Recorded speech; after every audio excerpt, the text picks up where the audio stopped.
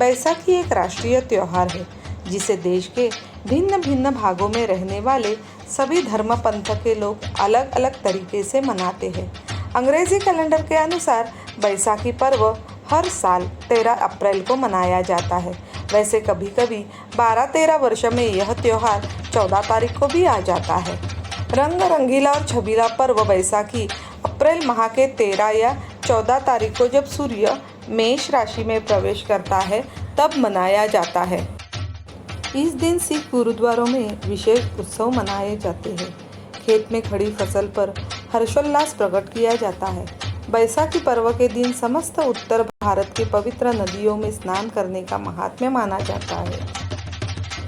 दरअसल बैसाखी एक लोक त्योहार है जिसमें फसल पकने के बाद उसके कटने की तैयारी का उल्लास साफ तौर पर दिखाई देता है। यह पर्व पूरी दुनिया को भारत के करीब लाता है। पंजाब और हरियाणा में बैसाखी का त्यौहार प्रमुख माना जाता है। इस दिन लोग नई फसलों की पूजा करते हैं तथा अपने प्रियजनों के साथ जश्न मनाते हैं। कहा जाता है कि आज के दिन ही किसानों और खालसा पंथ की स्थापना हुई थी।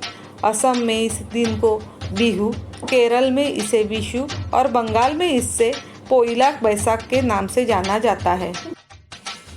कैसे पड़ा बैसाखी नाम? बैसाखी के समय आकाश में विशाखा नक्षत्र होता है। विशाखा नक्षत्र पूर्णिमा में होने के कारण इस माह को बैसाखी कहते हैं। कुल मिलाकर वैशाख माह के पहले दिन को बैसाखी कहा गया है। इस दिन सूर्य मेष राशि में प्रवेश करता है, इसलिए इसे मेष संक्रांति भी कहा जाता है। खालसा पंथ की स्थापना 13 अप्रैल 1699 को 10वें गुरु गोविंद सिंह जी ने खालसा पंथ की स्थापना की थी। इसी दिन गुरु गोविंद सिंह ने गुरुओं की वंशावली को समाप्त कर दिया। इसके बाद सिख धर्म के लोगों ने गुरु ग्रंथ साहिब को अपना मार्गदर्शक बनाया। बैसाखी के दिन ही सिख लोगों ने अपना सरनेम सिंह को स्वीकार किया। दरअसल यह टाइटल गुरु गोविंद सिंह के नाम से आया है। कृषि का उत्सव है बैसाखी। सूर्य की स्थिति परिवर्तन के कारण इस दिन के बाद धूप तेज होने लगती है और गर्मी शुरू हो जाती है। इन गर्म किरणों से रबी की फसल पक जाती है, इसलिए किसानों के लिए ये एक उत्सव की तरह है। इसके साथ ही यह दिन मौसम में बदलाव का प्रतीक माना जाता है। अप्रैल के महीने में सर्दी पूरी तरह से खत्म हो जाती है और गर्मी का मौसम शुरू हो जाता है। मौसम के कुदरती बदलाव के कारण भी इस त्योहार को मनाया जाता है। बैसाखी सिख धर्म के प्रमुख त्योहारों में से एक है। इस पर्व को खास तौर पर पंजाब में मनाया जाता है। यह अप्रैल में मनाया जाने वाला प्रसिद्ध हिंदू त्योहारों में से एक है। वैसे तो पूरे भारत में बैसाखी का पर्व बड़े ही हर्षोल्लास के साथ मनाया जाता है, लेकिन पंजाब में इस पर्व को लेकर एक अलग ही धूम देखने को मिलती है। इस दौरान खेतों में रबी की फसल पककर लहलहाती है। किसानों के मन में फसलों को देखकर खुशी मिलती है और वह अपनी खुशी का इजहार बैसाखी के पर्व को मनाकर करते हैं।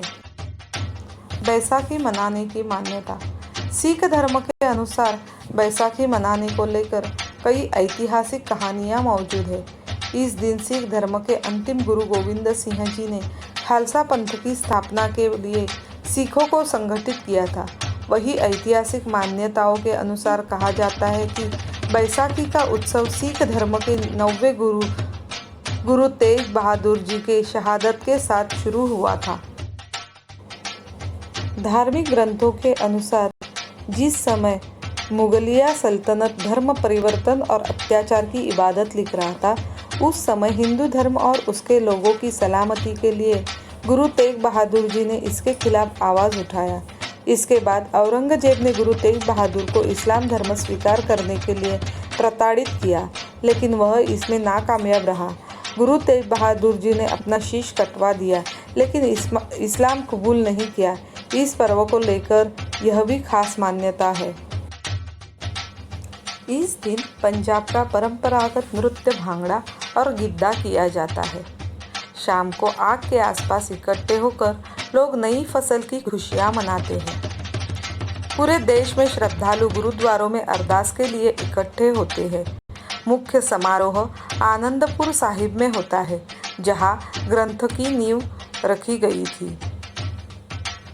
सुबह 4 बजे गुरु ग्रंथ साहिब को समारोह पूर्वक कक्ष से बाहर लाया जाता है।